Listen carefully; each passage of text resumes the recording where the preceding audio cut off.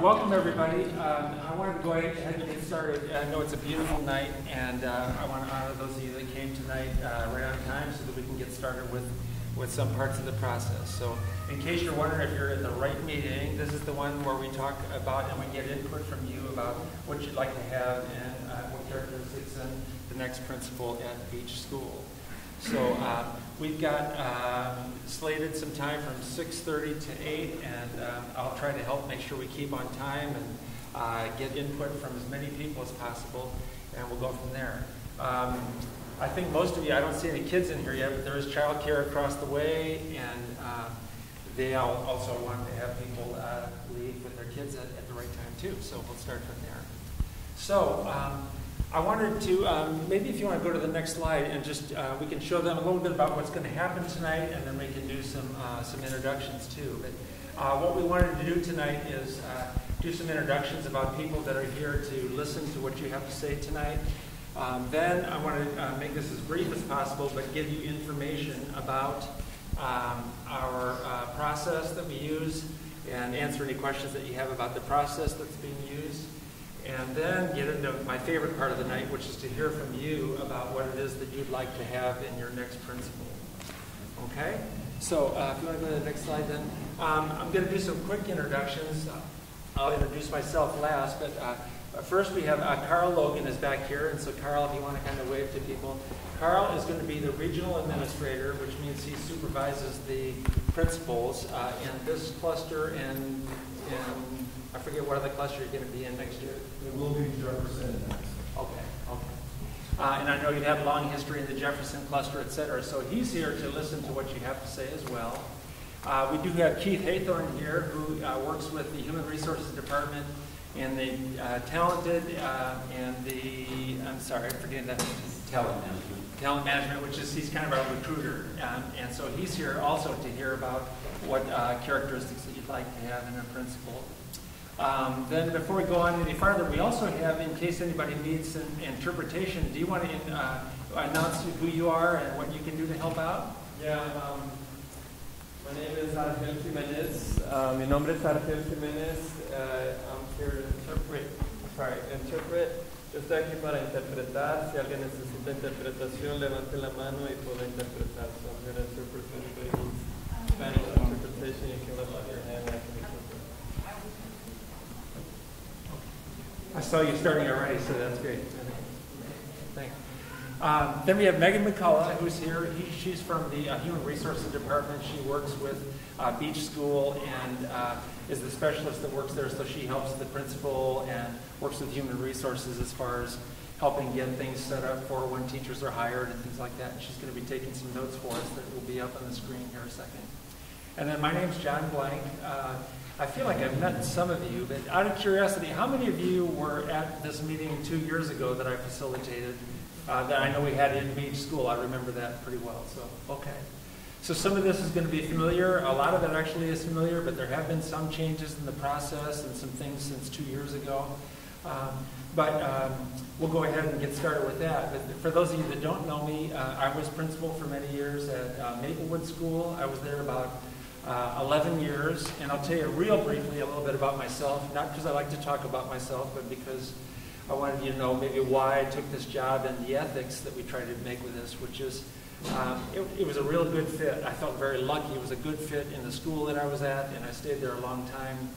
But I saw what happens if it wasn't a good fit, and I was getting ready to retire, so I told my community I'm going to retire at the end of this year, and then they posted a job called Director of Administrative Hiring.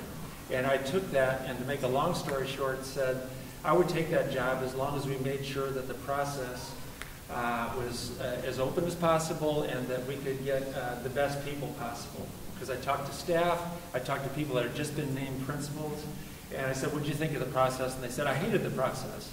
And they said, we didn't know what was going on, we didn't understand why I was chosen or why somebody else was not chosen, etc. So this is I've been working, this is my 4th season with this process. I love these meetings because, and I've done it, this is probably about 60 schools that I've done it in. And here again, love to hear what you have to say. So you'll see what my job is as far as carrying that forward about what we do. But My ethics is that we said the kids deserve to get the best principal possible. We want to get the best people and also try and get the best fit.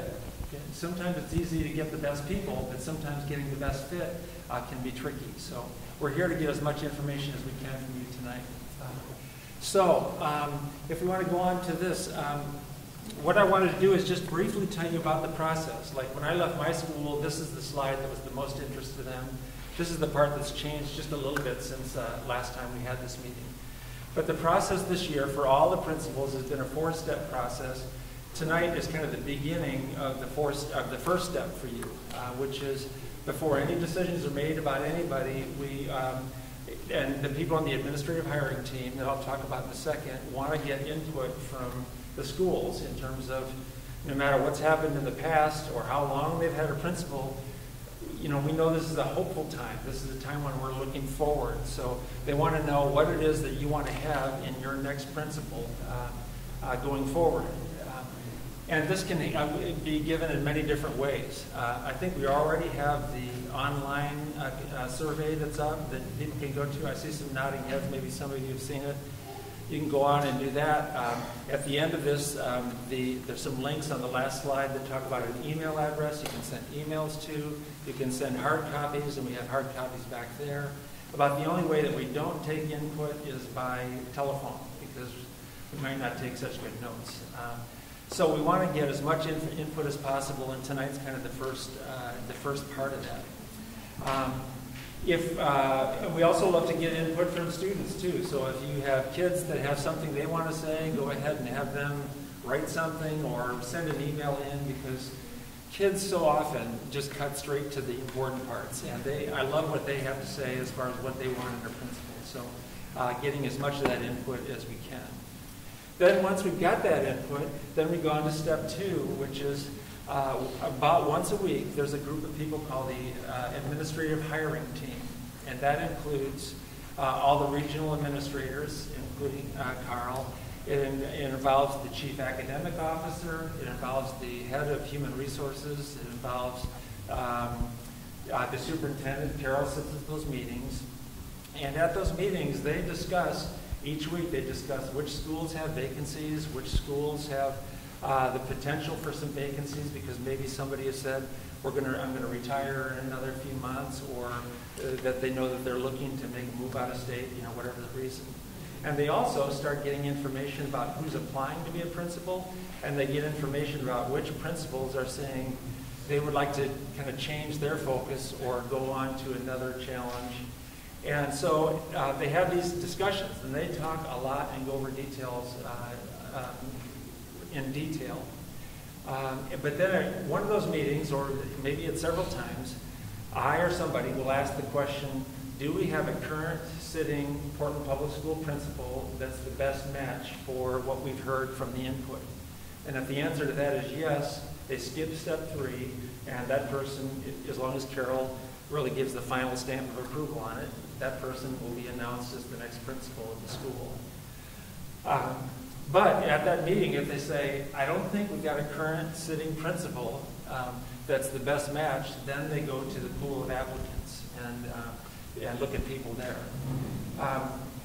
The people that can be just automatically kind of placed cannot be an assistant principal. They can't be a principal in some other district, even though they've maybe had 20 years experience in another district.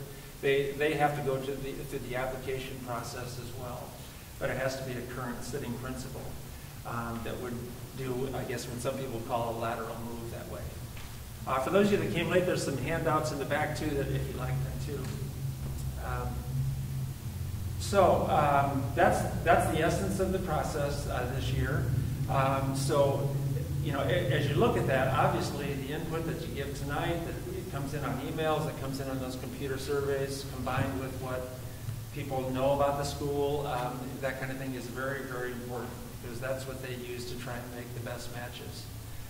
One of the things that I've liked about my job and feel good about is that the people that sit around that table and talk are very ethical. They want to be very thorough. They have to balance many, many different factors, and they really try and make the best decision for the greatest number of people possible.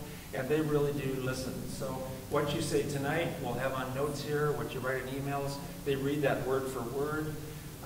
Potential applicants also read what has been talked about at this meeting tonight because they want to get a sense of what is it that people want. So when you do talk a little tonight, even if you think it's sort of obvious, go ahead and say what it is that you would like to have because there's going to be some people that read it that don't know beach very well, or maybe some people that are applicants, and they want to look at this and then say to themselves, does this sound like a fit to me or not?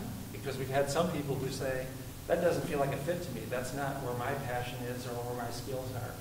And sometimes, on the other hand, there are people that will read that and say, oh, I had no idea that was going on at that school. I'm really excited about that, because they might not have known about that so much.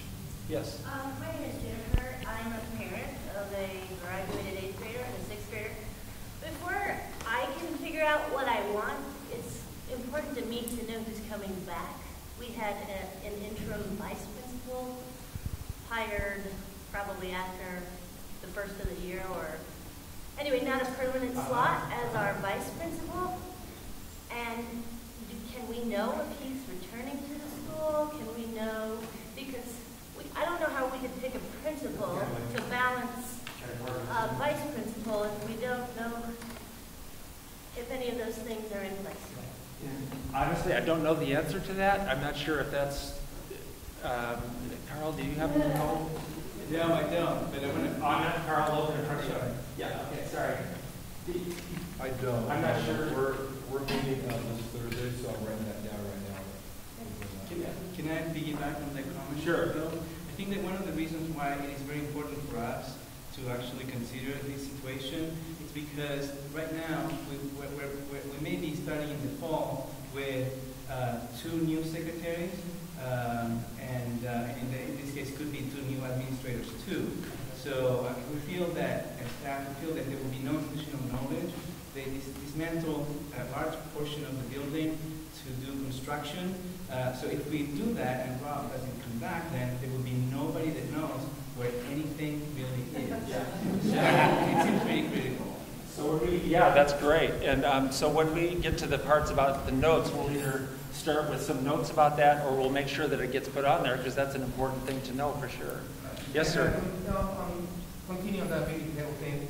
One important fact that we need to know is that next year, as the 2 previous years, the community and the parents and ourselves, the teachers, carried the school for 2 years. The principal that left, she was a ghost. She fired the core of the office and people that run the school. So why to rush and have this meeting when most of the teachers are gone on vacation, surprised by the news, and then the community, look, we have the most committed community members that I see here, but there are more that are also committed, but they are caught into this surprising news that we have a new principal coming our way, but we want to be sure this time, and I'm speaking from the point of view as a teacher, that we have what we fill out a report or survey that you already know the results of that. So everything that goes to the left of that one, seeing 0, we don't want that back. Everything that goes to the right, that's exactly what we need. But we don't want to rush. We want to take our time, so that's why probably the suggestion of getting the vice principal to stay, bring back maybe the other vice principal, the one away, to run the business until we found maybe that one of them or the 2 could be the next ones, along with the new one that we can get. But we don't want to run with everybody in that office new. It will be a nightmare. So again, I'm going to say that's really important information. And so let's make sure that it gets down in the notes too for when people read that. Part of the rush is I asked for the rush, and not because it's much more of a rush than others, but because of knowing the process a little bit too. I also know this is a tough time of year, but it's also a tough time of year because we have some applicants who are saying, I need to know pretty soon if I should stay in this process or not. So I don't want to lose possibilities for somebody by waiting too long. But one of the things that I see this team doing is they try to balance, moving quickly enough to make sure that we're not losing good people, but also knowing they want to make a good decision, not just a fast decision. So that's why tonight is kind of a start for the process, but emails, whatever you can do to encourage other people to send information or fill out the forms or whatever would be really helpful. So, yes. You keep saying, so you should say this later for notes. I'm just hoping that what they're saying right now is actually getting a notes right now. It isn't, because we're showing the slideshow. So when we get there, we'll make sure we have. If we don't, then point it out. Okay, I think that's important, that whatever they said gets in the notes. Yeah. Whether or not so Megan's taking notes, but she's also trying to show this. So let me finish this part first, and then we'll jump right into the notes. But I guarantee we won't forget that. Right when we finish this, which type of parents that I give right actions? Okay. So next up, if we would go to the next slide. So the other thing that I have to tell you, by the way, I wouldn't be open with you if I didn't say that the superintendent is basically held responsible for whatever happens in schools and what happens with principals ultimately. So she therefore has the right to do whatever she wants, whenever she wants. But over the last 4 years, I've never seen her say that she wants anything other than she wants to get the input first and know what the input is before she makes that decision. But sometimes, if it comes up later, like to be honest, would be surprised if there's another school or two that maybe next week it'll be announced that principal's gone. That's my prediction. And at a certain point, you get to the point where you say, do we really want to rush this process, or do we want to do an interim? Because sometimes there's been an interim principal in some schools too. So she has the right to kind of do that if she thinks that's really what's going to be in the long term best for the school. So wanted to mention that. Real briefly, I just want to let you know the people that are applying to come here go through this process, just so you kind of know what they've gone through. To even apply, they have to have been at least an assistant principal for at least 2 years. They have to do the online application. They have to turn in a writing sample and writing essays on 3 topics, including racial equity. Then we take their names off of those papers, and they're scored with a rubric. If they do well on that, they're asked to come in for a screening interview where we ask them a series of other questions and just get a feel for how they are as a person. Then if they do well enough on that, then they ask me to do reference checks, and we go through detailed reference checks, maybe even more this year than before. And if it looks okay on that, then we ask them to come to a walkthrough assessment, which is one of my favorite parts where we assess them. They come and meet a couple of the regional administrators at the district office, drive with them out to a Portland school where I meet them. We walk around the school, interact with people. They go into a classroom. We come out, we ask them a little bit about what they saw, and we rate them then and ask them a series of follow-up questions then too. Then we do even more reference checks to kind of check out, can they really do in their buildings what it is that they say that in the interviews that they can do. And then if they pass all that in a background and detailed background check, then we tell them that they're considered eligible for the final pool. We don't say which school necessarily, we just say you're now kind of deemed eligible for that. And all along the way, those boxes in white are kind of some of the key factors that we try to look for in that to make sure we're looking at all the different facets, because being a principal means you've got to do a lot of things and a lot of different things. So, yes? Did Rebecca go through this process? Yes. Because Including, I have to well, she went through different. The only part that was different was that in that year we also had school interviews, and so we had a panel of people from Beach as well, with some staff and parents that interviewed all the candidates as well. Because I'm just really surprised. It sounds like a rigorous process, and in our short time with her, I think many of us suspect that she had some sort of personality disorder. She would rage against teachers, then she would cry in front of them. She had these huge mood swings. So if our experience, if our candidate, Rebecca Torres, bless her heart, nothing personal. If she went through this process, there's something wrong with the process, okay? And there's one other comment that I want to make. I have been told, because I might have to go, I've been told that the principal is ultimately selected by a committee, and we don't even know who is on that committee. Is that is that true or not? No, well, the people I just named are the people on that administrative hiring team. They're the ones that make the decision, with Carol giving the final approval of yes, that should happen. So those are people that have names, first and last names, who, Yep. who we could know their names? Yep. Okay, because that's really important to us. Yeah, so maybe I won't take time right now to give that, but we do have the names of all the people that sit in on that committee. But I saw another hand up too. Did you? I was just wondering if this applied to just people coming in from outside PPS, or if this was also applied to, it's basically the same question. No, If yeah. internal and external candidates all had to go. Unless they were sitting principal, then everybody went through this process. And that kind of goes back to what I've seen before in many of these different schools. It's always easier to say, here's the people that are really, really highly qualified for lots of reasons.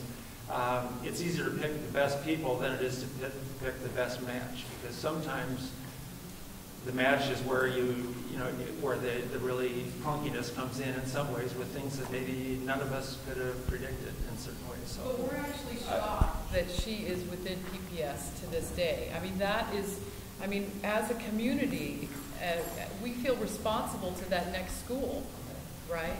I mean, it's not, it's not okay. It's not satisfactory that this is the process, that you simply have moved her. Because we as a school, we suffered a traumatic experience with her. Not just the parents, but the teachers. And you know that more intimately, I'm sure, than I do, that how they had the climate surveys and how they thumbs down her almost unanimously. That's not, something that's incidental. It's real, and that she's still, I'm not on a crusade for her, but we asked for a Spanish-speaking teacher. It was one of the basic requirements for a bilingual school, okay? And we had a teacher who a principal given to us, who not only didn't speak Spanish, but she disrespected the Spanish-speaking community by, when they would speak Spanish to her, she would answer them in English, which is a classist. Okay. One of the things that I'm really kind of conscious of is that I really want to make sure that we spend tonight on some things that I do have something that I can do about, which is mostly the future and what you want from here. Yes. What I hear you say, tell me if this makes sense, is what I hear you say is that if something came out of this process before, you're wondering, is this process going to work? We gave your people a very detailed list of the things that we wanted, and we felt like you disregarded it entirely. We also felt like we didn't have a position of being able to be involved in the process, and that the teachers also didn't. So this is not only an indictment of Ms. Torres, this is an indictment of the principal selection process within PPS that we want to change and that teachers want changed. And so I'm going to, as far as that goes, I know that we did have input from I don't want to belabor too much about what happened before. We had a committee that actually did interviews and things, and I know it's a really difficult process. I personally feel really good about the process. Not because it's 100%, because sometimes trying to make predictions on what a good match is going to be is the hardest part. But in terms of making it fair to everybody and really being rigorous, most people say it was a really rigorous process. And so it was not a good match. I understand that. I want to move on though I want to move on to what you want from the next person. But I do know that all I can say is that we do listen to the input, and that's the part I can help with tonight. So. Can we be involved in the selection process? Can teachers be involved in the selection process? No. We want that. In terms of, let me take that back. In terms of giving input, we want to get the input as much as possible. But in terms of the process, then there's not going to be for instance, they won't be part of the selection process this year. That won't be part of it. Yes. Just for clarification, so you're saying that this time around the process doesn't include a community panel? Right. The process this year does not have school-based interview committees. Okay. Also, then, can you consider bilingual or multilingual as a qualification? Are you allowed to do that? Yes. Okay. Is there a test for that? Yes. Okay. And Thank you. I thought yes, but he's the person that knows best about that. So there's two. So we've been looking, when you look for proficiency. teachers and bilingual skills, there is some that look at the bilingual abilities, so yes. Okay. Okay. As long as, because I know, I want to make sure I'm not holding don't people. participate in this, but I want to tell you this as my last statement for the day. But the thing is, what you're saying, you don't know what we are talking about because you were not present those 2 years. Miserable, something that I don't want any teacher or any child in any school to go through. But we went through because we were a strong community. So we demand respect in terms of PPS need to stop the musical chairs game that we see every year coming in the summer. It's funny the way it is. You move people that are completely inept from one school to another. It's like playing this game of, oh, let's go over there. You know, you're not good, but go to the other place. Maybe they won't notice that. But you were talking about children. Right. Adults can take that and more, but children. So I think this is a moment for the higher-ups in our district to think about that.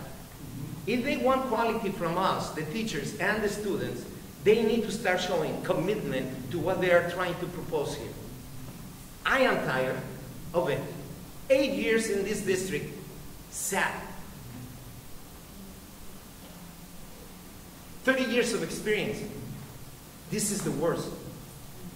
So it's a moment for, like I was suggesting to you, it's time to take this seriously. Take your time. Don't rush. And don't look for a principal that is going to be a yes, ma'am, sir, to you, but to the community that they're serving.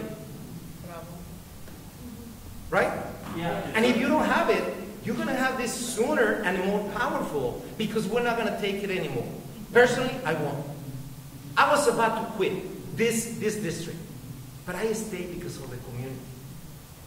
And I'm not going to move until I see that the next principal is someone that cares about what we're doing in there and the kind of support that we need. We don't need a dictator that comes and steps on us, but we want someone that democratically shows honesty and continues to build what we have been working there for a little while. So I'm going to once again say that's really good. Let's get down with the notes. And Thank you. just a couple more things.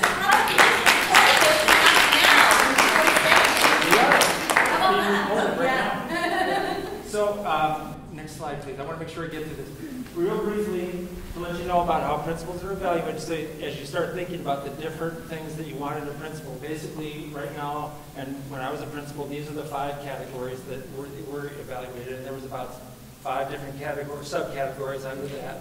That includes things like how well they work with, helping set and communicate the vision of the school, how well they look at the professional development of the teachers. We want people that are obviously good at working with parents and organizations, bringing that in.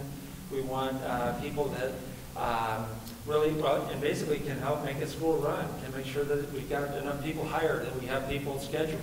I mean, that's what we're looking for. We want people that can do all that.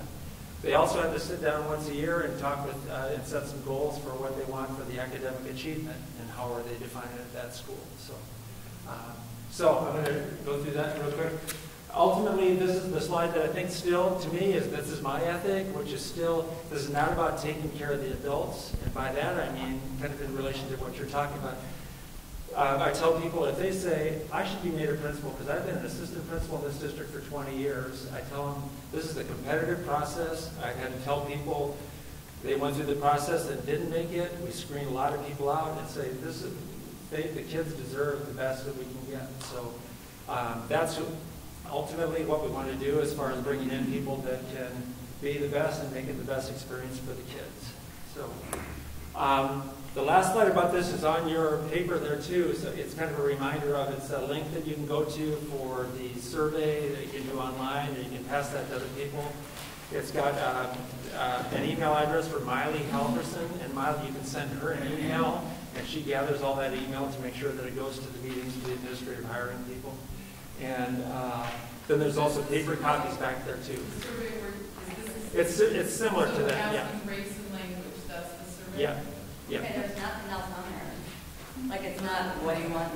But I there's nothing like. Oh, sorry. On the back. Oh, my bad Okay. too. Yeah. Yes, we're not looking on the back. Yeah, so she just printed that. So that's kind of a quick version of what's found there. But if you want to fill that out, or if you want to have your kids fill it out, we'll make sure that that's online as well too. So what I want to do is to shift over to a different part and stop talking and hear what you have to say, because I feel like my job is to try and help as many of you get as much information from each of you as possible. The way that I found that it works best is just to, kind of raise hands, and I'll try and get people in the order that they have it. Later on in the night, I might point to you and say, I don't think I've heard anything from you. Is there anything that you want to add? Because I want to make sure that if you're here, that you get a chance to talk if you want. It's not share or die, so you don't have to talk.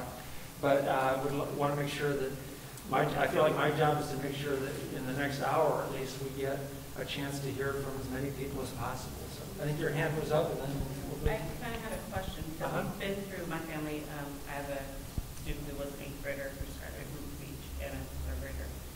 So we've been through this process a couple of times. So if the process before was the same, how did we go from so far on the spectrum from Tom Ruckman to Rebecca, if it's the same process?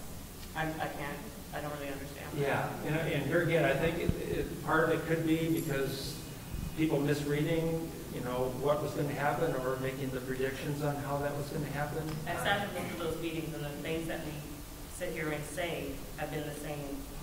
And so I just don't understand, except for then there was a big case about being bilingual, which didn't happen. So if we're saying all the same things at each meeting, every time we get a new principal, then how do you end up with one who's stellar and one who's not so stellar? I'm not sure how to answer that. I'm not sure, other than, here again, I think people really wanting to make the best decisions that they can, including that interview committee that was there. And here again, we tell the committees, when we're doing this, we tell them, you're not the ones that are going to pick it. We want to get your input. But they got a chance to meet all of them and made their best suggestions about that. So then I'm thinking that why wouldn't we want an interim principal then? Because then we could try it before we buy it. Yes,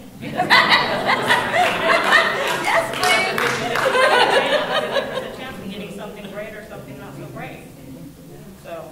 And that could be something to be considered too, if people really wanted that. So I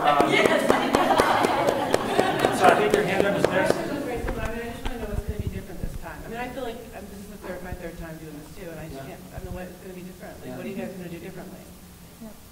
I feel like if we could find out information about how our past principal's performance was at the previous school, Exactly. how could you not find it out? If I know and I'm not even, I don't know anybody over there, how is it that you all can't figure that out? And I don't mean to harp on her, but I just want to know. I don't really feel like this. I feel like we're just sitting here to sit here. And here again, I also don't know how many of you are sitting here thinking, well, there were some things that weren't so bad, there were some not so good. I know that. No, I cannot imagine.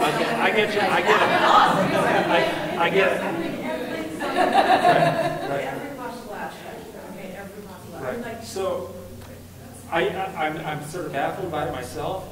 Here again, especially since we had a committee that met people and had, for everybody, we had a lot of positives and a lot of negatives.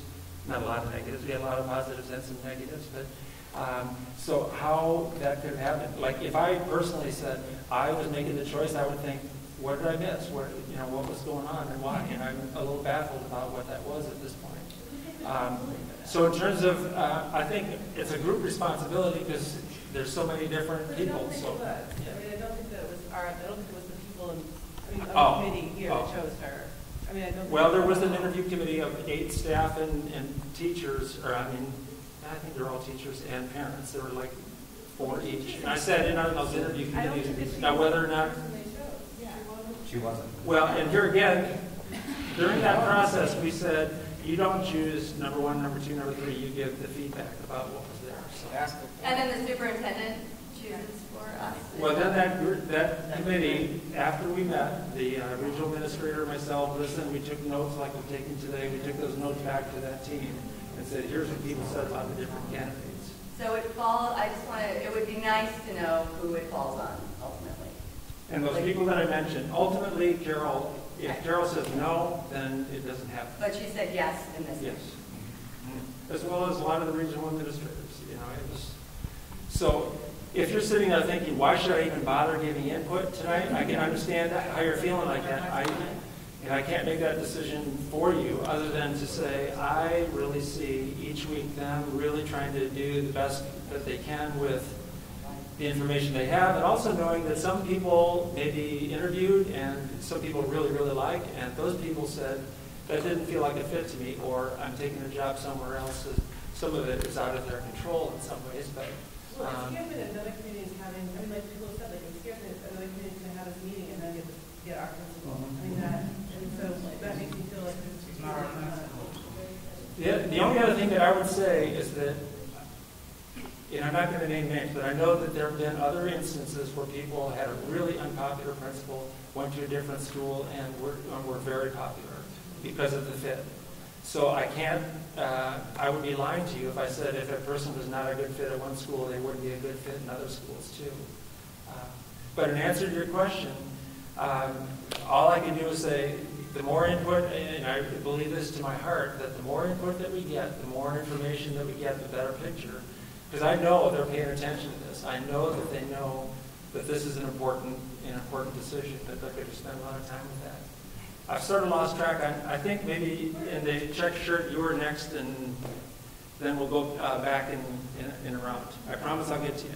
Yes. Well, I'm just wondering if there's a principal review committee for the process too, because I know some principals may start out doing a great job and then develop personal problems and lose track of their values and mission as an administrator.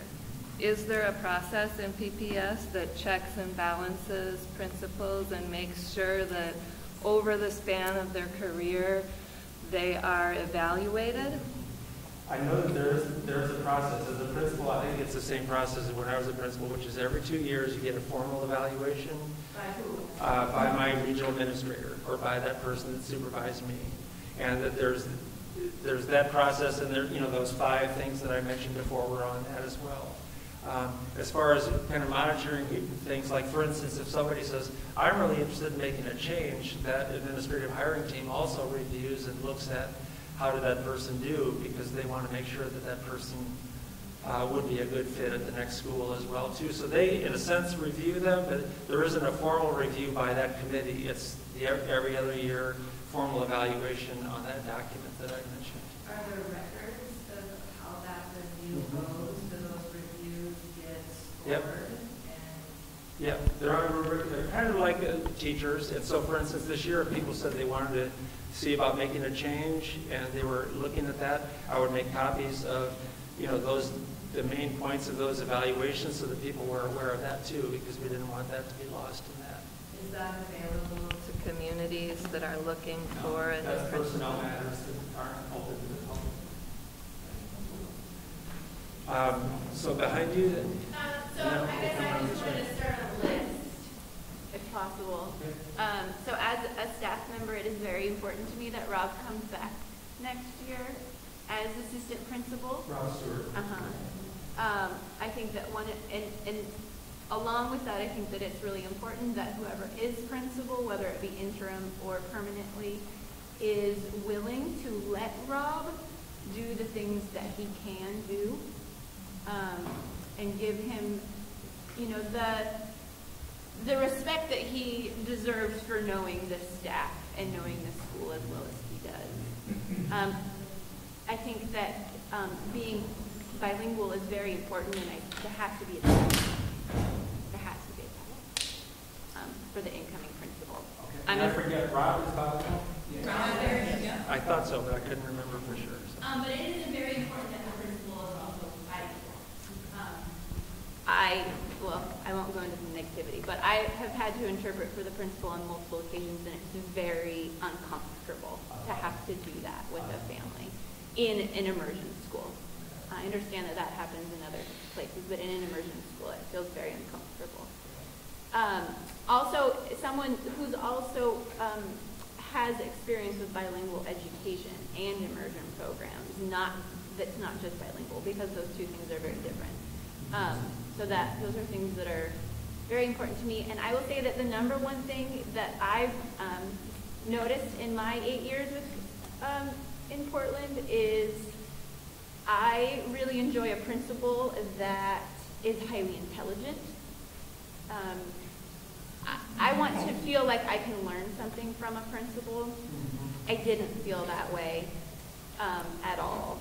And I think that it's hard to respect someone as your supervisor if you don't feel like they know more than you do.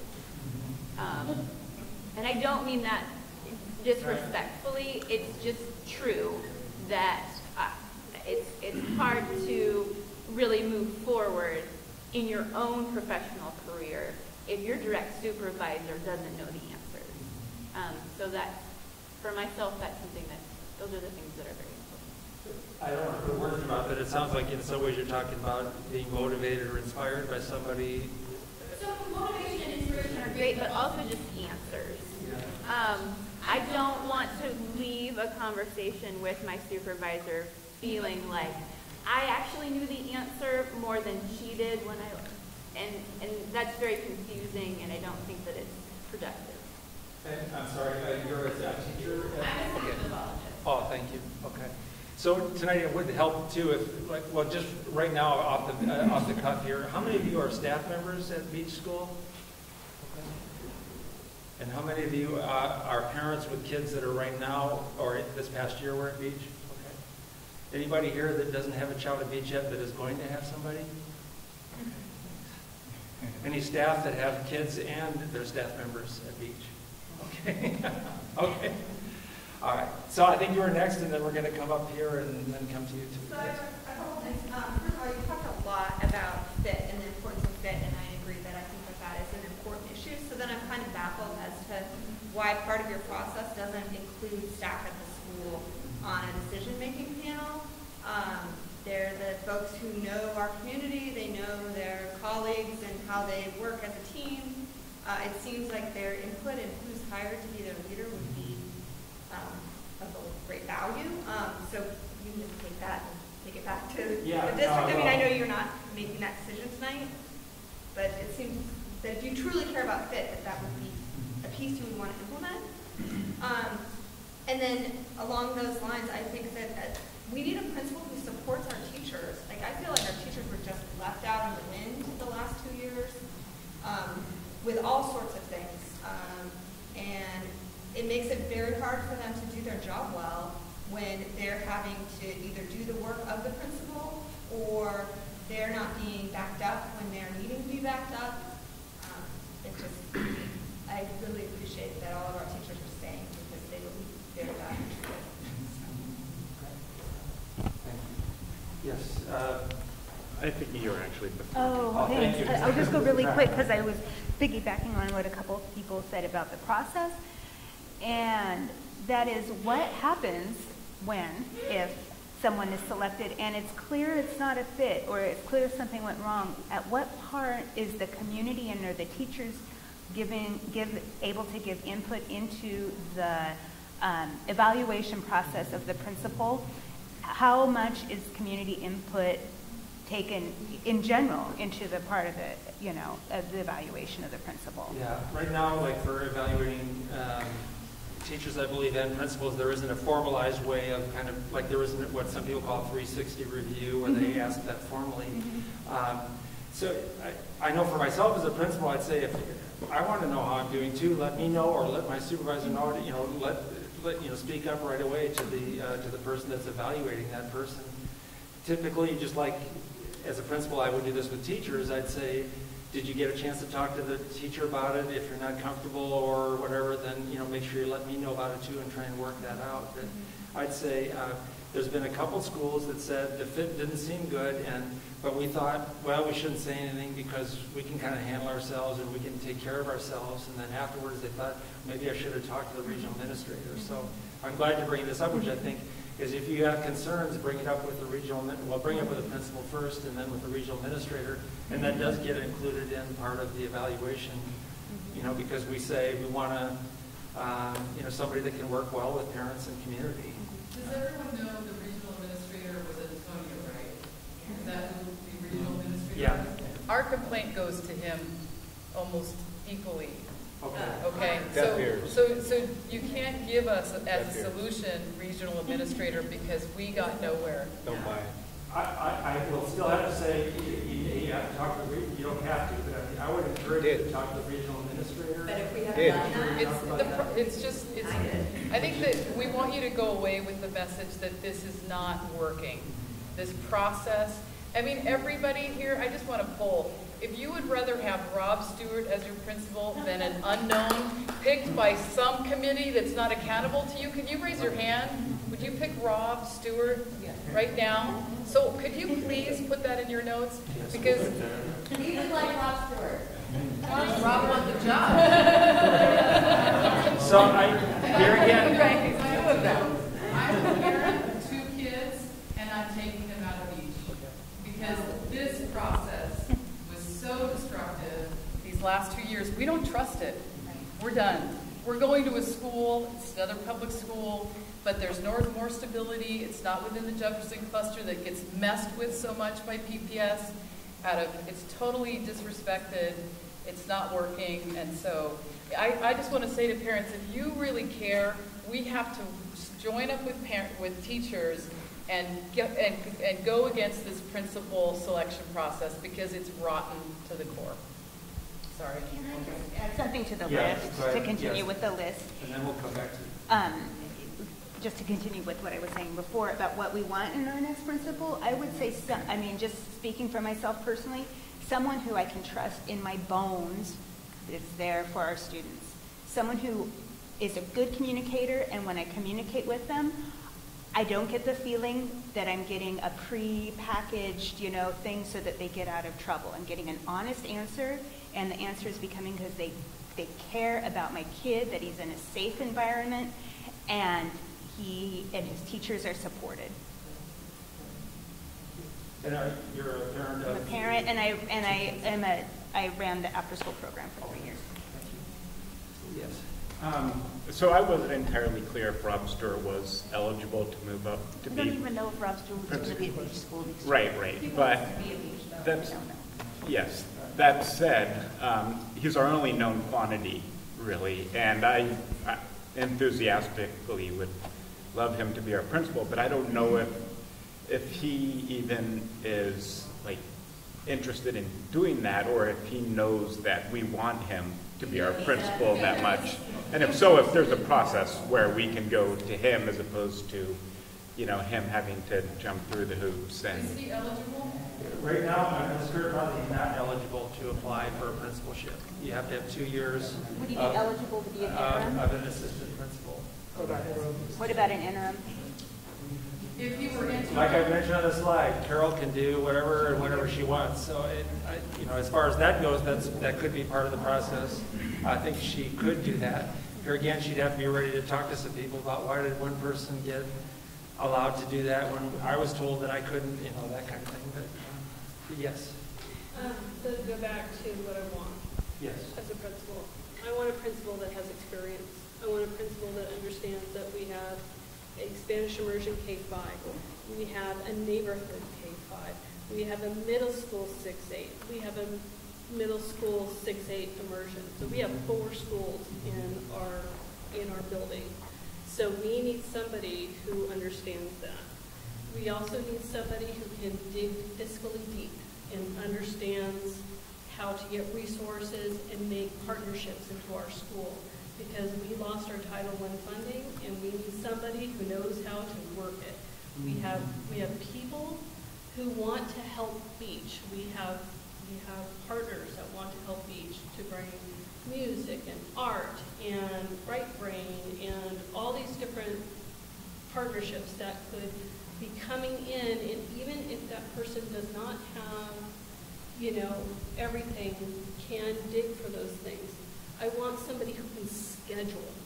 I want a strong scheduler. We had a vice principal 2 years ago, Chris Meyer, who was a master scheduler.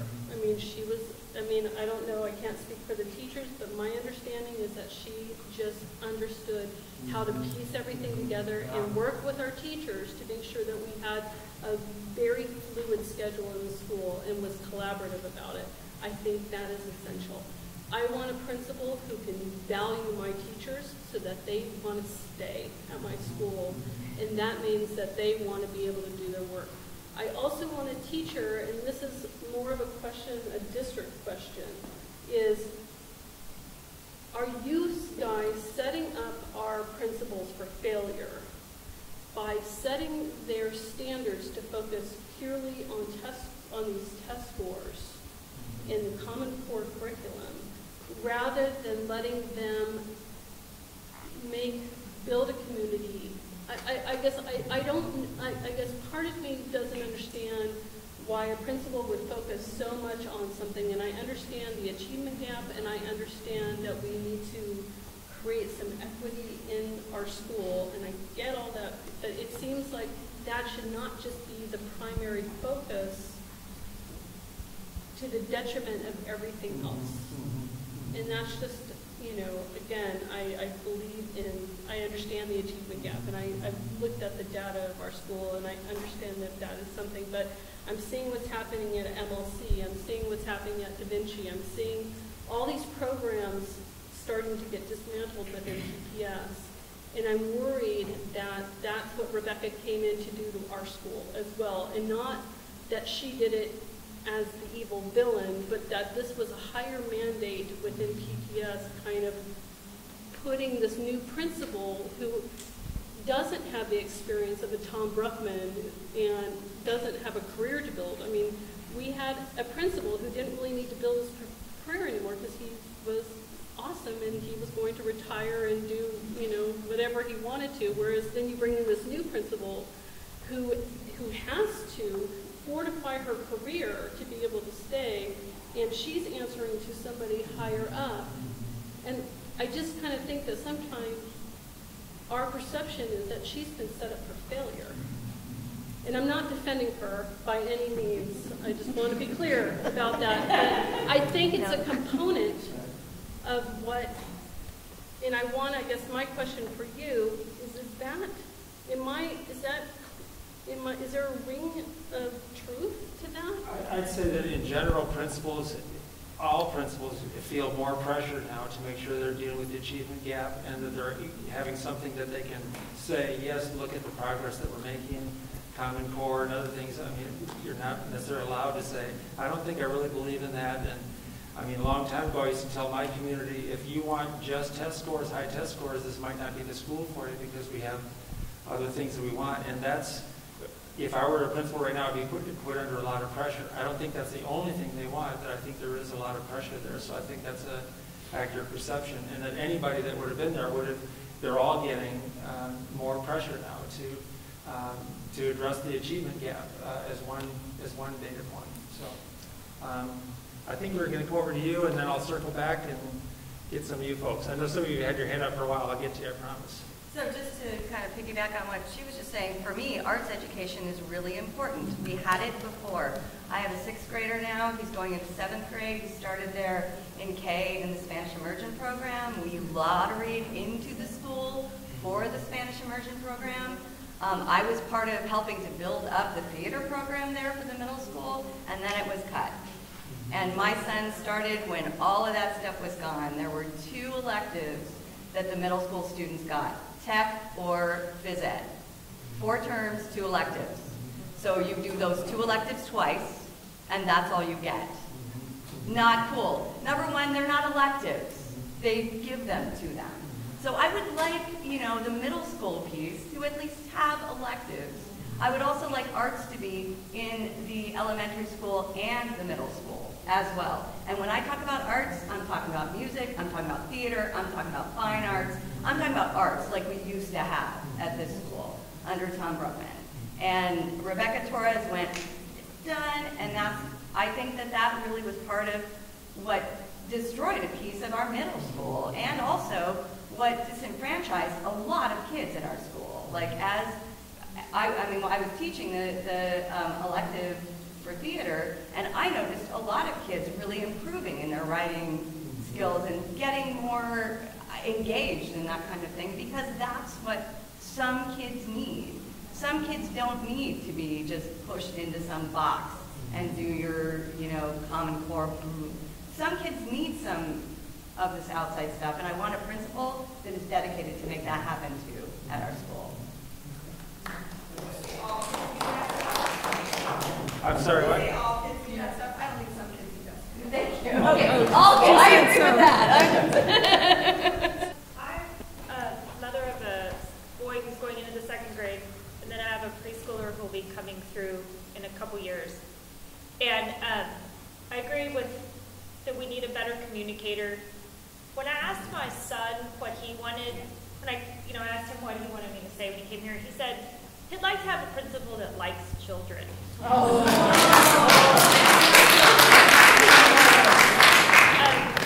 Principal Stewart is out on the playground talking to kids. He actually knows people's names, and he seems to care about people as individuals, and that reads to the kids. And so it would be really nice to have a principal who wants to get to know the people in the school. And I agree, we need a principal who will support the teachers. But the thing that I haven't heard anybody else say, that maybe perhaps the different perspective that I bring, is I've lived in Overlook a long time.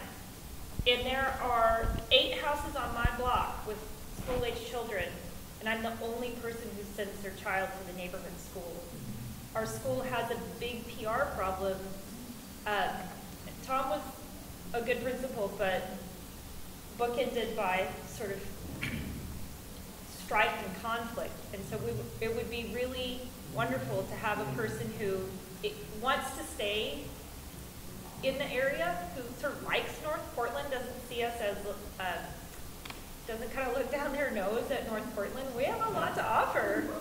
It would be nice to have a person who is willing to invest in our school and is willing to be like the face of a place that you want your child to go, to sort of, I feel like my kid is getting a great education.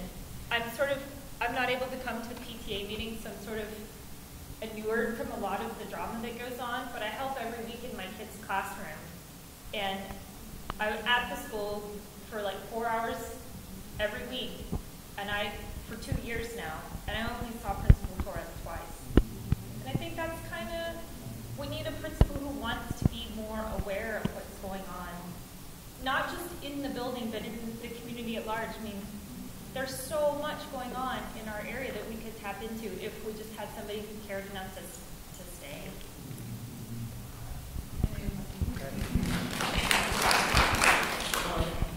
Just kind of putting all the things that in my mind as the educator that was involved in this process, I think the problem, we go back again and again to the top. When you have a principal like the one we mentioned here, and Antonio, who his first statement at the first meeting was, I'm going to be there every day. I'll be visiting the school. I'll be in the classrooms, asking questions, what do you need? I never saw him in my classroom.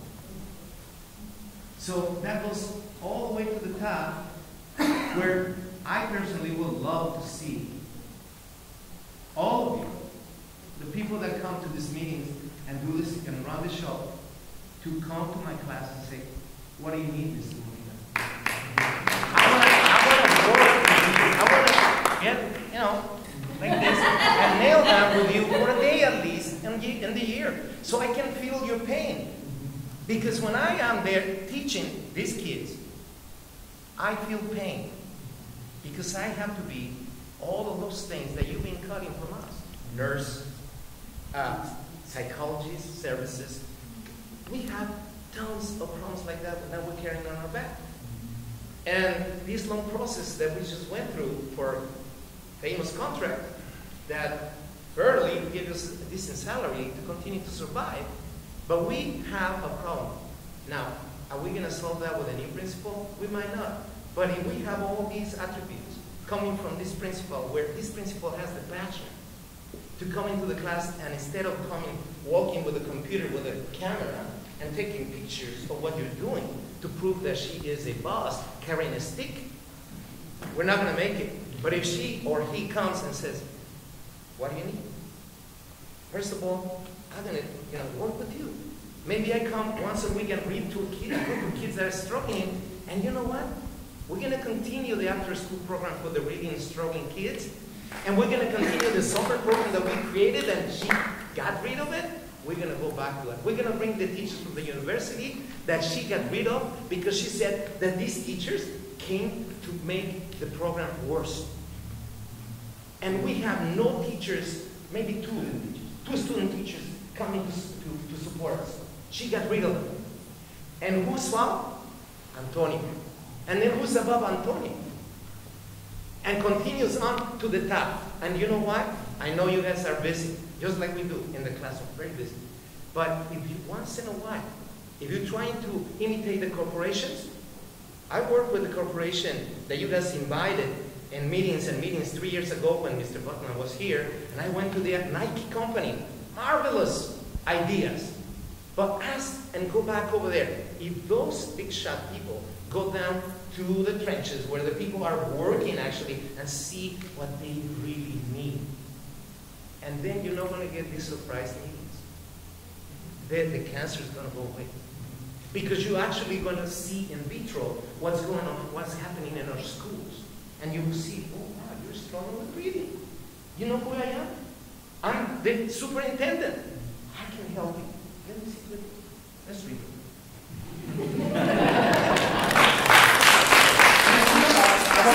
That's how we run the classroom. And when you bring the principal that goes to that position, it's going to be a devastating effect in our students. But if you bring someone that and goes into action, we're going to embrace that person. Now it's the time, and I know we got a half an hour. So I think the gentleman in the back and you in the back too. Yes. And in the back after we start. I'm Marianne Turner. I teach 5th grade in the neighborhood side of Beach, and some people have mentioned that side. There's a lot of families that don't come to these events who are the kids' parents that I serve. And so just a reminder that we need someone who can bring both sides of our community together, immersion and neighborhood side.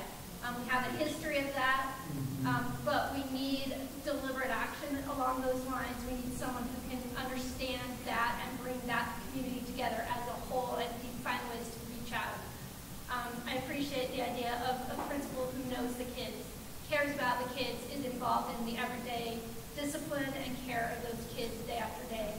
I would like a principal who is up on curriculum in all areas. That's hard, K-8, but frankly, we didn't have any knowledge base from our principals at that time in terms of math, reading, science, what we're doing, what our curriculums are. So when we needed interventions or supports, there wasn't anywhere to go in terms of within our school. So I'd like somebody who knows something about curriculum in all areas, including Common Core, which we got next to no training until like the last month of school. And even that was limited. So if we're going to be expected to do things, we have kids who have high stakes needs. We know who they are. We've identified them since 1st, 2nd, 3rd grade. We still can't find ways to meet those individuals' needs. We want someone who can figure out ways to get either additional people or programs that we can use within our school to meet the needs of all our kids. I promised I'd come up to you. Did you want to add something? Yeah. As a student of Beach, I think that it's important that the principal not only interacts with the students, but also supports the teachers in the process of that. Because my class, we hardly got any learning done because my teacher didn't get any support, and we didn't get any, we didn't have any source of discipline, and we couldn't learn very much because we didn't have any, consequence, and we didn't have the supplies that we could have interacted with. We stuck by book, and it was quite boring, so none of us learned anything by the end of the year. What grade were you in last year? I was in 7th grade last year. Second. Marley, very much. And my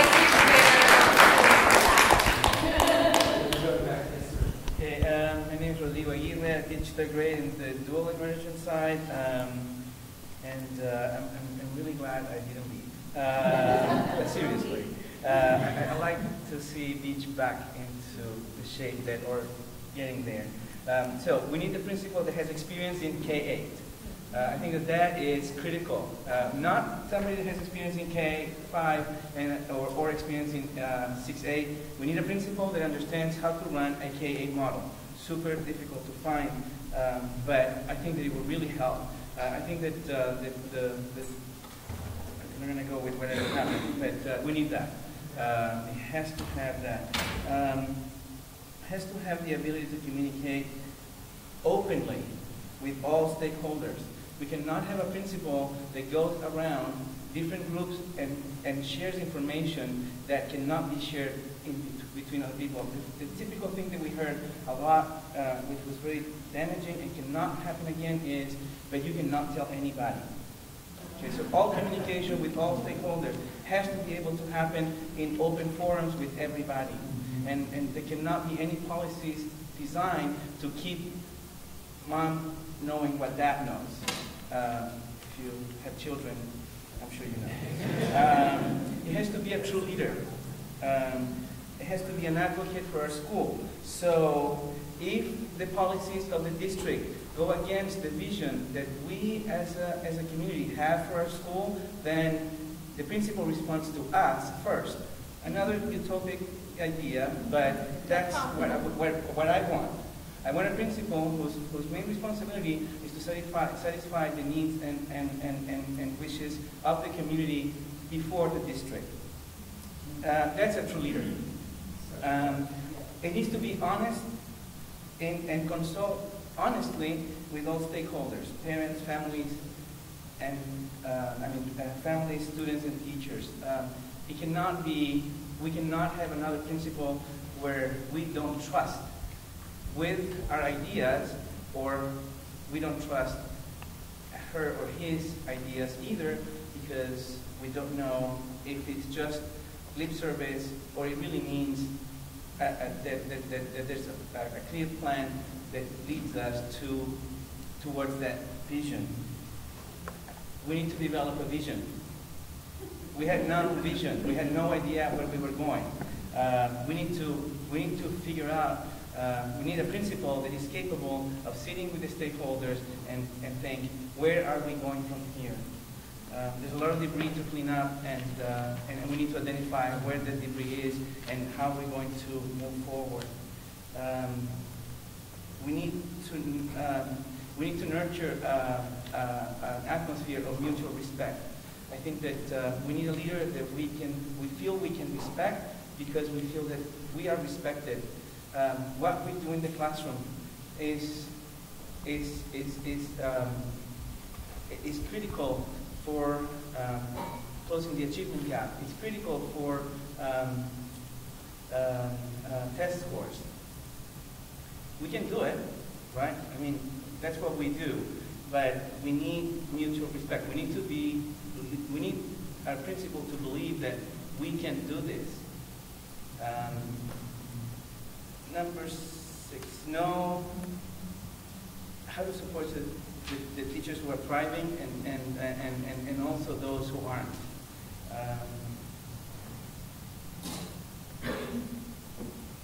We need a principal that can create a learning community, which means teachers have to have the possibility to work together and support each other in developing plans and that also feed or that also get us to that vision. We need a principal that consistently enforces rules for teachers and students. We cannot have another principal that enforces rules for some teachers but not for others, or for some students and not for others. We have to have a dress code, and we have to adhere to that dress code, and every student has to. Just as an example, but the same thing with teachers too. We need a principal that understands the traumatizing effects of poverty, racism, environments, and take action to address systemic causes and to assist the people who support those students, parents, teachers, counselors, social workers, health workers, and other district employees. I think that what Marianne was saying, same thing. We need a principal that understands what the community side is like in our school. That was it. Thank you.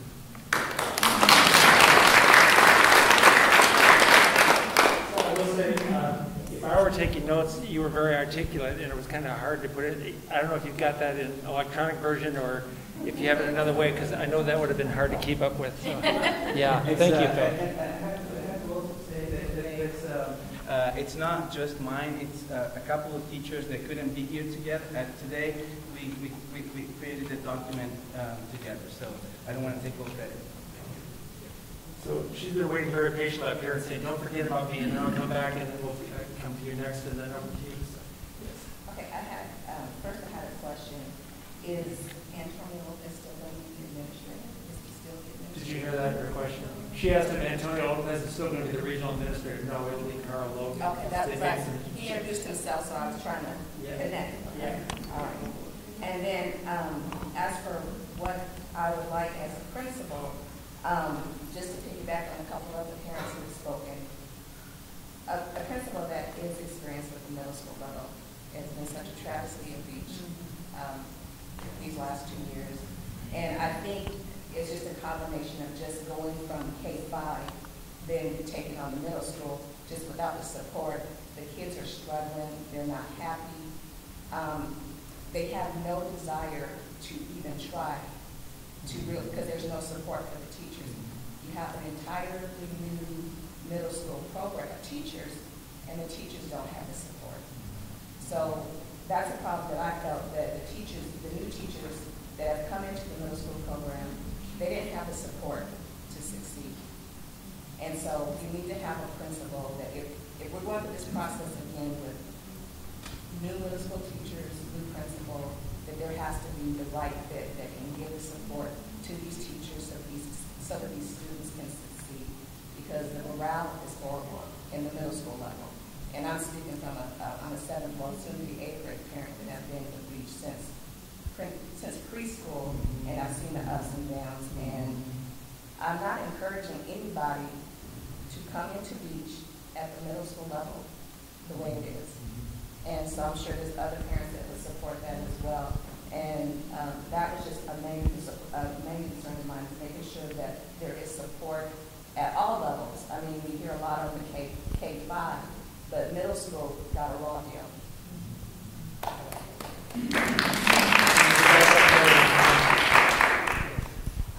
When Rebecca came to our school, we lost a vice principal around 25 years. We lost an ESL, SSL specialist who had been with our community for a long time. We lost 5 middle school teachers the first year. We lost 4 secretaries. We lost all of our 6th grade hires. That didn't happen. We had some late hires on teachers, so they won't even have a right to come back, I don't think, since they were hired after the first of the school year. I think it's important to list this stuff because this is our discontinuity that we have right now. It affects our middle school greatly, but it affects all of these support services that, say, a Rob Stewart, who was a student management specialist at one point, who is not anymore. Sarah Stiles, who would assist kids and knew our community so well, knew the disenfranchised or knew the families that might have needed some push-in, some support in some ways. We've lost that. Our secretaries knew every family at our school. Whatever the plan is that you have, that hopefully we're a part of, that this isn't a big lie,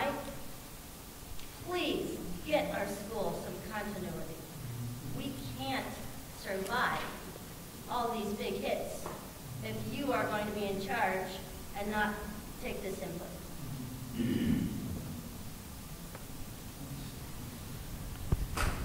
Yeah, I said my one and only daughter. And I want to second a couple of things that I've heard. I think honesty is important. It doesn't seem like something you should have to ask for in a leader, but it was lacking. I think someone who's an advocate for the school and is a creative problem solver who doesn't just immediately go to no with every request or every opportunity. And finally, I just want to say I think PPS has some standards for principals, which none of them seem to be followed for the last hire. I think maybe just following the standards that are in place.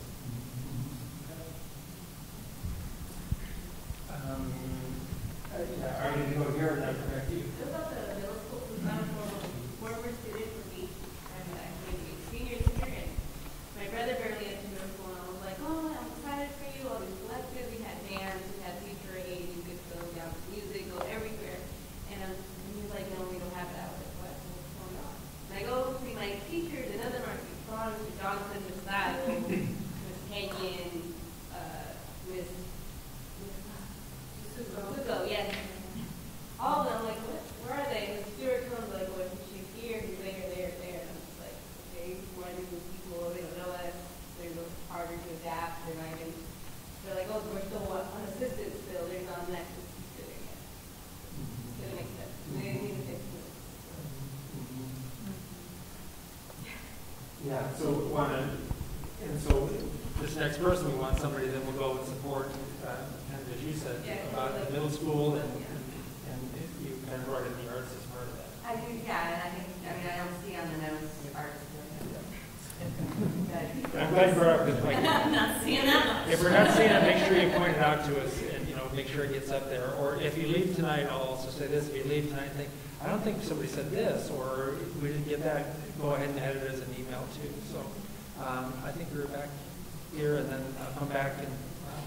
I'm Eric. I have a son in the Immersion second grade, and a daughter who's excited to be starting kindergarten in the fall. And a lot of people have mentioned communication. Of course, the passing is part of other things, but I think that good communication is a core requirement for whoever's coming in.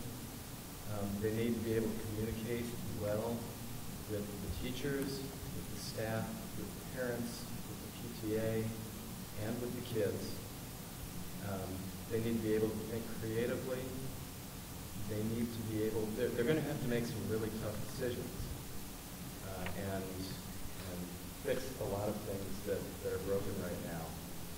And so they need to not only be able to tell people what they want to hear, but also if they're doing something that's going to be difficult or hard for people, they really need to be able to explain why it's important that things are happening the way they are, even if it's not what people are wanting at that time. They've got to be able to make it clear why it's necessary, why it's important, and why in the long run it's going to be the best for the school and for the kids. And I've talked a lot about talking, and most of the communication that we've talked about has been talking, but it's important that all of the communication coming out of the school, and the principal is going to be overseeing this or in some way responsible for this, reflects a level of education that we want to believe our students are getting. In other words, I don't want to get the letters. I don't want to get the Friday flyers home. I don't want to be able to go through it with a red pen.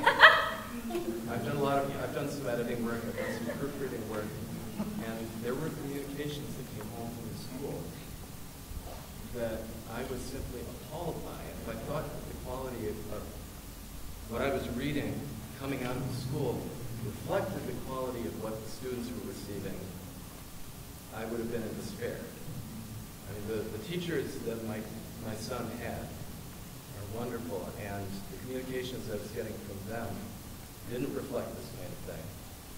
And so I believe that that was not reflective of the education that they're getting. But if I were coming to the school with a fresh experience and didn't see anything else but these things coming out, I'd be scared. So I think it's important that if whoever's doing the writing is identified as not being a strong writer, it needs to be checked, it needs to be edited. And it would be great if whoever's coming in, the principal writing at the top, could write brilliantly, or at least competently. And again, I don't know if the things that came out signed by Rebecca or by other people, if they were the people doing that actual writing. I'm sure some of that came from support staff or whatever. But in order to have the school be a place that we can believe in, the communication that we get from the school, either when we're talking to people from the school or receiving written stuff from the school or the district, really needs to reflect the highest level of quality. Yeah, I'll go here and then to you and around. So 1, 2, 3, 4. So it's not, I'm not going to talk about what I want in a principal because it's really been mentioned already. But I want the group, the community that is going to be placing the principal at Beach to know that this decision that they are making is going to decide the future of Beach. The decision, that principle has to be good for this school to survive. If we get someone in that position again, we will not be able to survive another 2 years. So this is a very, very important decision, the outcome of Beach, which we've been, how many years? 7 years. We want it to survive. We want it to thrive. So they have to make the best decision possible because this school will not survive another load of garbage. I think. Are you a parent? Parent. Parent, three kids each. And I just, I agree with a lot of what everybody else is saying. I want somebody who has integrity, honesty, can communicate, both written and verbal form, like we were taught a long time ago, to be able to do. So to be a leader, and I think that the one thing I'll just plug in that's been missing is the principal is inherently the face of the school as the leader. When somebody goes to the school with something, the principal is the leader of the school. And I don't know about your qualifications process, but the principal has to be comfortable doing that. They have to be comfortable to be in that position and to talk to people as the leader of the school, and that allows them to actually develop the vision that people want. I mean, for the last 2 years, we were asking to help create a vision. Like our principal doesn't, you don't have to create the vision as the principal. You just have to lead your community to get down on paper and then put into motion the vision. So last time we sat down, did this a couple years ago, we said, don't send us a rookie who just wants to check a box and move on to the next position. Right? Like we said that. We sat here in a different room, but we said that. And we kind of felt like that's what we got. We got somebody who just wanted to climb and check a box on the way. There's been a working group for years about immersion schools that said you can't send a really inexperienced principal to go be the principal of an immersion school. Somebody here knows this better than me, but there's been a working group that came up with recommendations for PPS about the hiring process for immersion schools.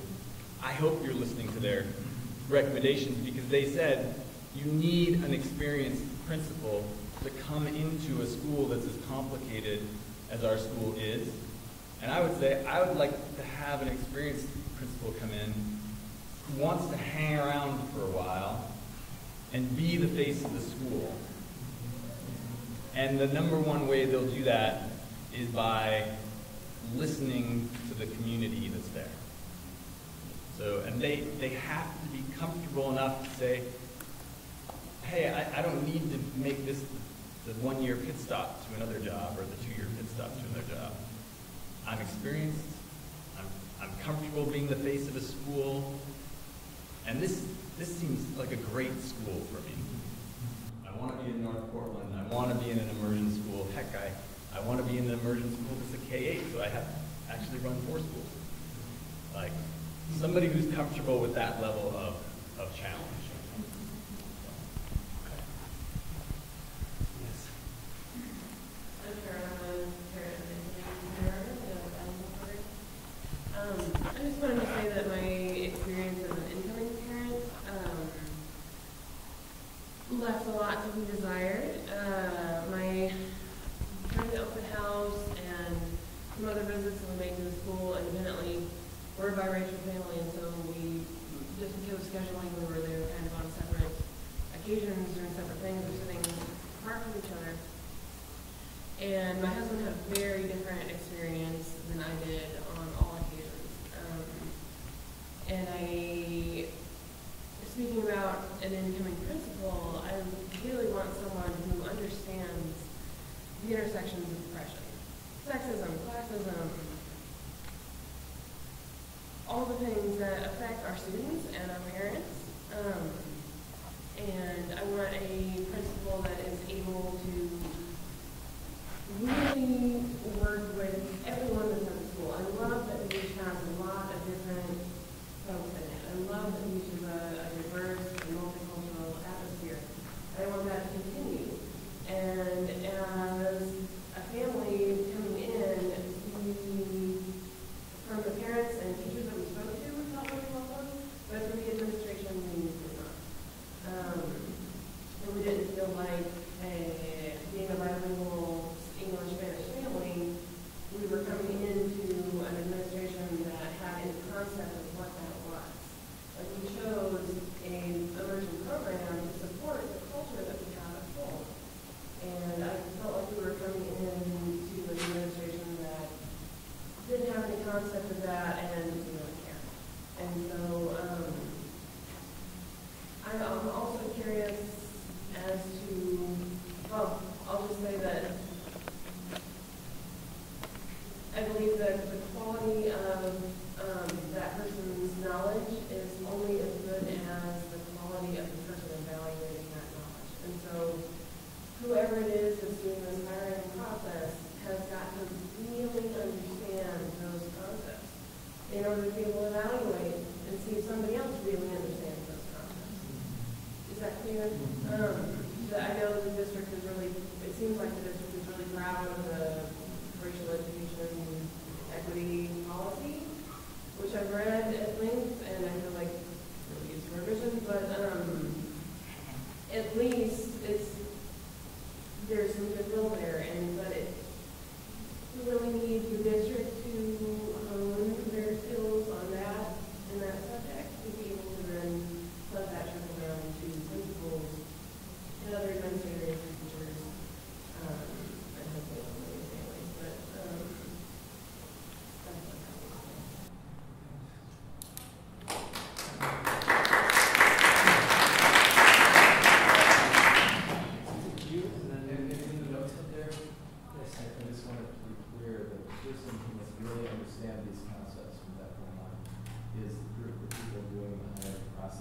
Can you speak up? I can't hear you up here. In the notes, starting with the phrase, must really understand these concepts, what she was saying is that the people running the hiring process, the people evaluating the principal, must really understand these concepts. As it stood, it made it look like that. The principal. She's talking about the hiring process. Go there, and then I was going to come around this direction here too.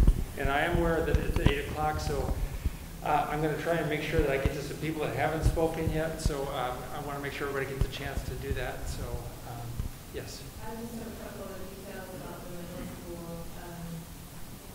We have a child that graduated from the middle school recently, and we have one that's coming out from the middle school. And I know now that our older daughter is in high school, that there are some real things missing from the middle school that maybe a principal can help bring to the school. There are, the present gym teacher facilitates no sports programming after school. So, you know, if a child is in middle school at Beach, they have to take like a club level soccer outside of the school. They have to go to a basketball league outside of the school. There's no middle school sports really to speak of. I've co-run a cross-country team at Beach, volunteering, but you know, when I was in school, the gym teacher facilitated sports programming for kids, which I think is really important for the middle schoolers at Beach. And with this new art tax that's in place in Portland, that is only through for K-5.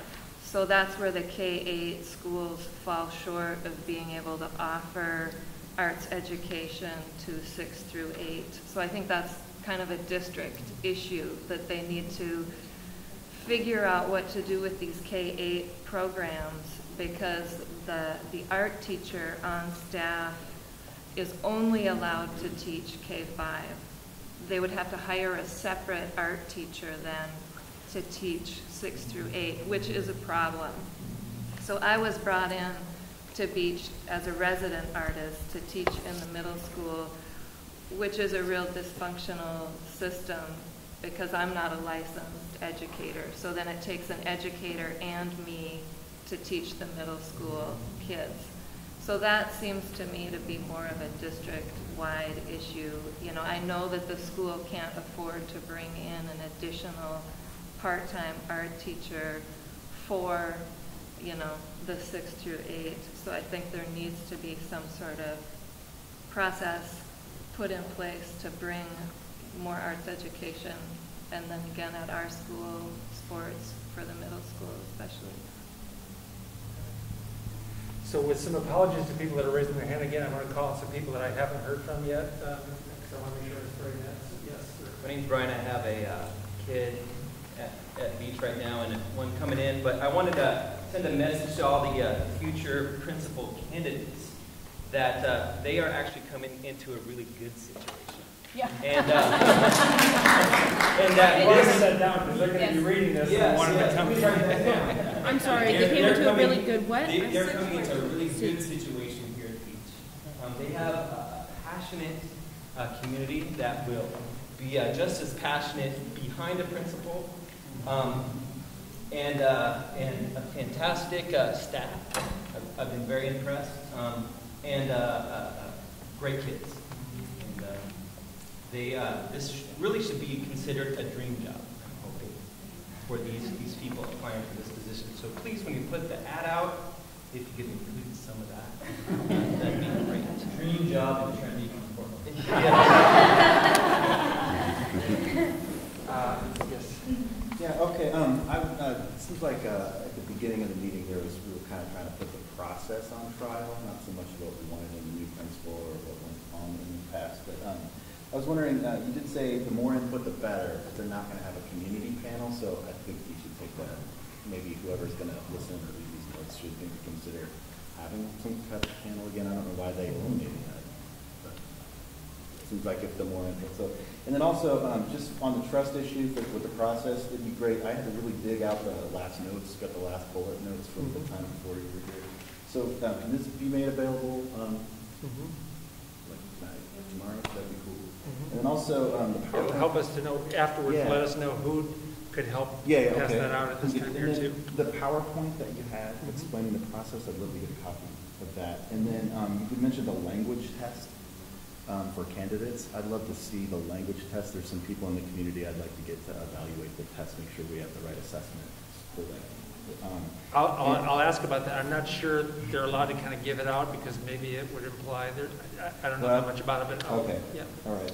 We'll talk then. Then the trust and the buy-in thing, I really would like to reiterate the try it before you buy it that my fellow parent over here said. The interim principal seems like a really good idea. We had a teacher back here that alluded to the fact that we were only going to, if we don't get our assistant principal back, who's not like eligible because they only have 1 year assistant principal experience. If we don't get them back, we're starting from scratch. Like everyone's new. And that's not to say we're not going to get A+ candidates all walk in and it'll be a power team, but it'd be great to have experience left in the building. somebody who, I'll reiterate the K-8 thing, and somebody who knows how to use that scheduling tool, who doesn't have to go up the HR ladder to get scheduled. Somebody who knows how to schedule a K-8 is going to be good. Thank you. I wanted to make sure that, because I know it's running a little bit late, that there's some people that we haven't heard from yet, so yes. Hi, I'm a parent of 8th grader and I'm going to be a 5th grader. And I'm also a teacher, but not at this school. And I've been through Paige Fox and Tom and Rebecca, and I think the district really got it right after Paige. There was a lot of healing and a lot of community building that needed to be done. And Tom, the first day on the job, he was out on the street corner, meeting, greeting, getting people's names. He was warm. And I think that, I can't speak for the teachers, but I really feel like Beach has incredible teachers. My kids have had an incredible education, and I'm so thankful that they haven't left. But I know that a lot of the middle school teachers did. And I think that the new principal really needs to be a team builder. I think more than anything needs to come in warm and healing and know how to support the teachers, because if the teachers continue to leave, it will be the downfall of the school. And so I see that as like the most important thing. Team builder, okay. Yes, sir. Just a process question on timing. Is this going to happen by the start of school in the fall? Is this open till you guys find the best candidate? Well, I know they're going to talk about it right away, but in keeping too with the other gentleman's request about making sure it's a good decision. But in general, they say we want to get it as quick as possible so that people can start making plans, can start the scheduling, can work with the assistant principal and things too. But balanced with they want to get it right too and make the right decision. So I know they're as anxious to get things in place as possible. So that's always the question I have the hardest time answering, is about when, because it's just about the time I think I know when it's going to be. Then there's some other factor that comes in and says, well, we can't announce that yet, or we can't decide that yet until we know something else. But I know it's as quick as possible. So. Are there candidates? The pool went up. Oh, yes, there's candidates. Okay, and we kept the pool open longer, et cetera, too. So, yes, there are some really excellent candidates out there. And another point of clarification in the beginning, and you just mentioned it again, you talked about a pool. Looking on the PPS website, there's 7 other K-8 schools that don't have principals, so that's about 25% of the K-8 schools. And so all the candidates are going to go into that pool. Is it possible for them to apply for a specific job at a specific school, or are they just subject to the list? Some said, oh, I heard about such and such a school, so they applied a little late because we didn't cut that off. I think 2 or 3 of the people that are on the website right now, or those schools, I think, were announced last week that they had some principal assignments. I think Maplewood was announced, and thank you, Buckman, and I'm spacing out on the rest of them too. But here again, I want to make sure that I'm hearing from some people. Piggyback on that. I think that it hasn't been heard. I think it's important to. It says need healing community, need a team builder, know how to support the teachers. I think that what she said, it's a little beyond supporting the teachers. What people have brought up is the fact that if teachers continue to leave, Beach will not. What was it you said, Catherine? They won't survive.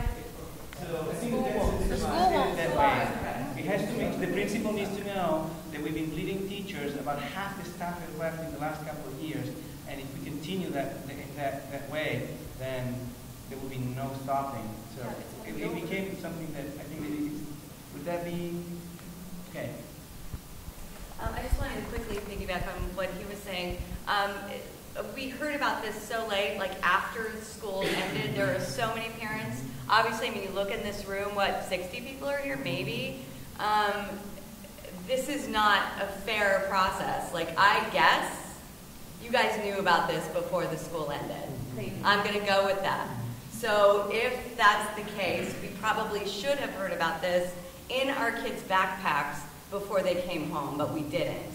And not only did we not hear about it until after school ended, we were given 2 different times, locations, and there are many dates, and there are many people that are not here because of that. And so when you're talking about, I want to hear from you, really? Do you really want to hear from all of us? Because we're here because we heard about it. But there's lots of people that didn't hear about it because they're not on the Facebook page, they're not in the Google groups, they didn't get the mail that you guys sent, snail mail. What? Hello, 2014. They did not get their mail, maybe? I mean, so the communication, I think, has been pretty scattered. There was an auto down that went up. The timing was me, and very honestly, I don't ask for a community meeting until they make a decision about what's going to happen. So when they made the decision, then they say, John, get this started. And we want to let people know and get people know as quick as we can. Right, if you actually want to hear from our entire community, you need to find a way to hear from our entire community that actually involves time so that people can actually be there. And the fact that we're in the summer now and lots of us are scattering and going other places, it's not a fair assessment. And I mean, I think you've got a lot of great people here talking, but you're missing a lot of voices.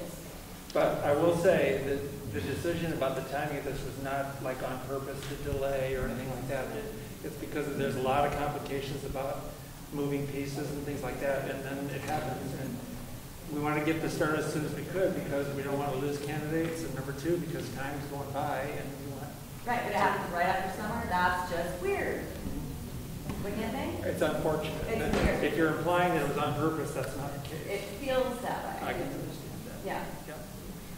So, very briefly, so you can't, this is not personal to you. We appreciate, you've been very gracious, but at the same time, you have to forgive us if we do not believe that this process is fair and open and something that we can trust, because we've been through it. And with all due respect to all of the administrative people who are here tonight, we do not trust this process. I think that's what you've heard. So my comment is, I think we as a community, and like you said, we're not here, but the folks who are here, the word on the street is that a person has already been selected, and she's, I think it's a she. Anyway, it's not good. Okay. That's not true. Well, that's total rumor. Totally not true. But we taking my word for it, but we got yeah. so shafted last time. You have to at least understand that there is some credence that is if that's not true, the fact that we are not allowed a seat at the table makes us susceptible to that kind of rumor. And if you want us to not be susceptible to that, then you have to change the process. So I already gave that plug about process for all of us. But what I want to say to you is I think that as a community, we are safer with, well, it's not my community anymore, but so this is what I'm saying to you, that you are safer as a community with the known of Rob.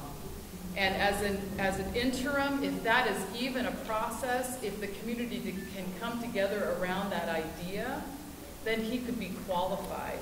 And then, you might not have the whims of a selection committee that you're not included on. They're going to print out all these notes, and our friend Aaron here is going to embarrass them on public, the websites and so forth. But in the end, we're going to have that principle. They will never be shamed. And what this woman here said so graciously about the school not gonna survive. My mom was a school teacher for 20 years, and she only quit ever because of a principal. There is such commitment in these teachers, and there was, and it is so sad. So, please don't destroy our school by picking someone terrible again. Maybe we'll make these the last two, and then I will also say that if people think, I didn't get a chance to tell you what I wanted, I'll stay around and people can do that, but these last two. Quick question, how long are you accepting comments online? I think we're going to keep it open as long as possible, and to keep it so I hesitate to say we're going to take it down on Tuesday or anything like that, because we want to keep getting information, but I'd say the sooner the better. And then they meet weekly, and they'll be going over some things and then deciding what to do. But we, as they come in, we still add that and bring it up to that meeting. So I want to make sure we keep the lines of communication open and don't cut anybody off. But to say the sooner we get it in, the better. Okay? And then last one. I want this one to go in the notes, and sort of on the same line as this other gentleman. I really want the new candidates who are going to read this notes to know there are tons of parents in the younger grades who really want to be led somewhere. We really want to focus on our kids' education, and we want to help Beach be the best possible school. We just need somebody to sort of lead us there. Yeah. So so there's a little positive something there for the candidates. Okay, thanks. She knows that there's no address on the survey for us to send it to. Can we have that available? And you don't have a school open to go and take it to, right? No, we don't, because it's the summer. Well, you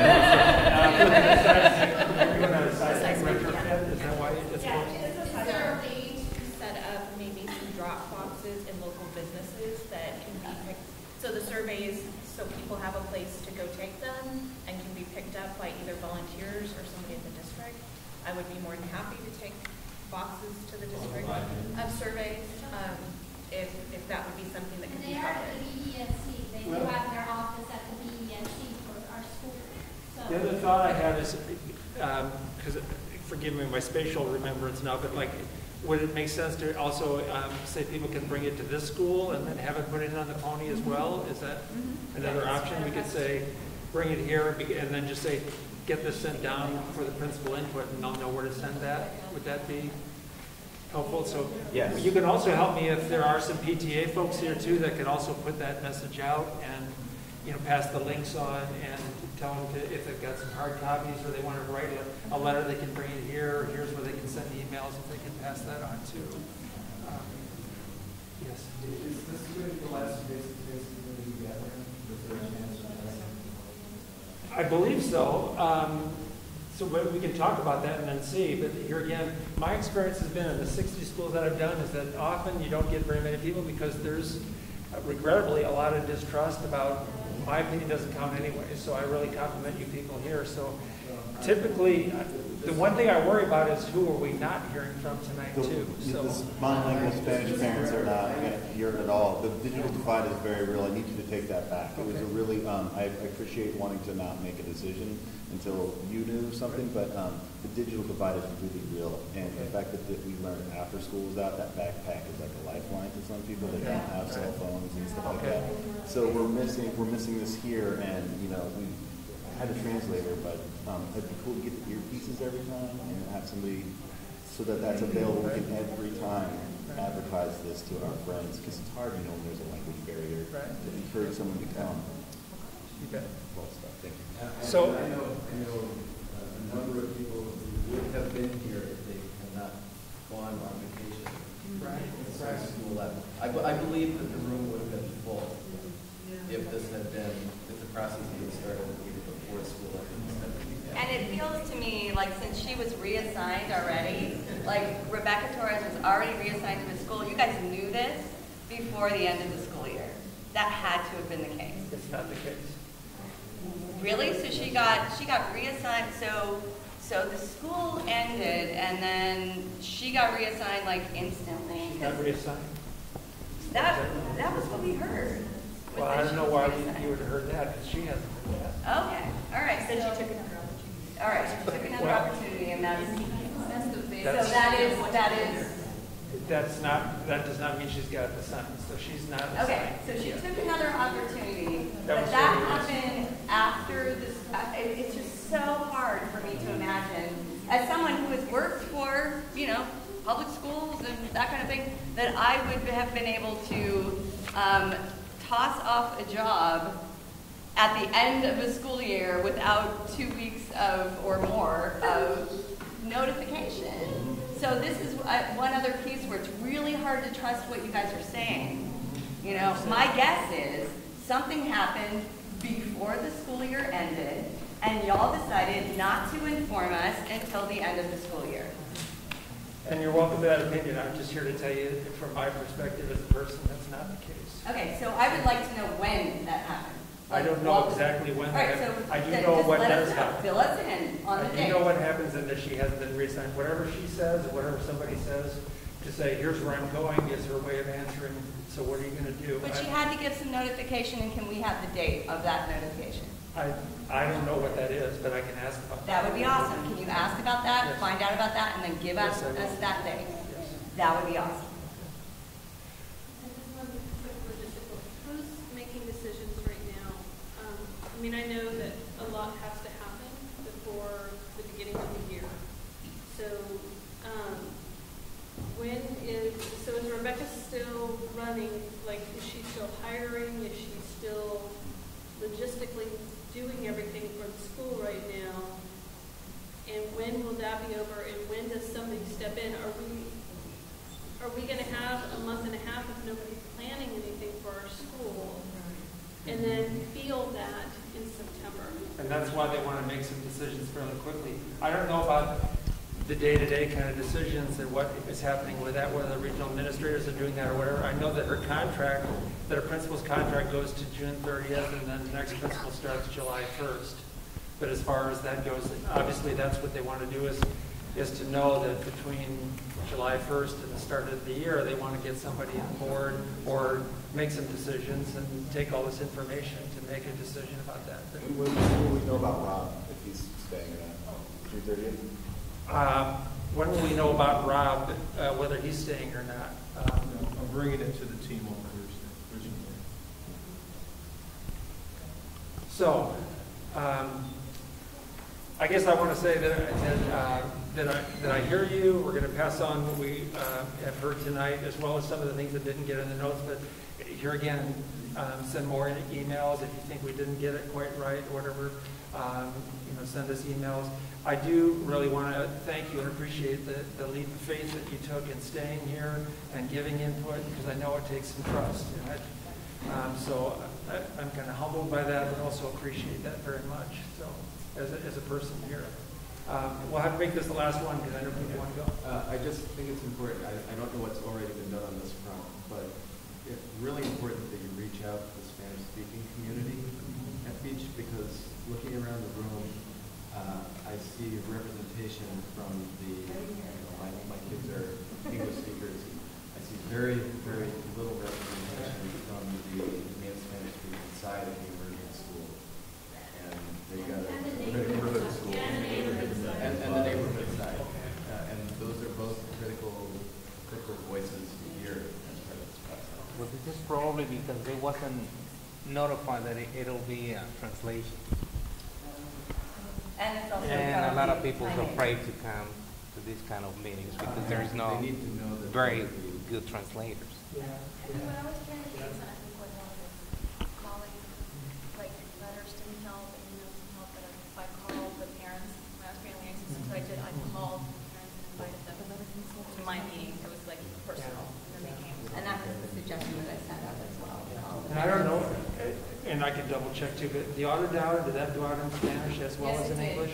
It did go out in But it didn't mention translators, and I understand what you mean about the quality too. I don't think it was made clear that there was going to be childcare either, and that may have been a very big barrier for people.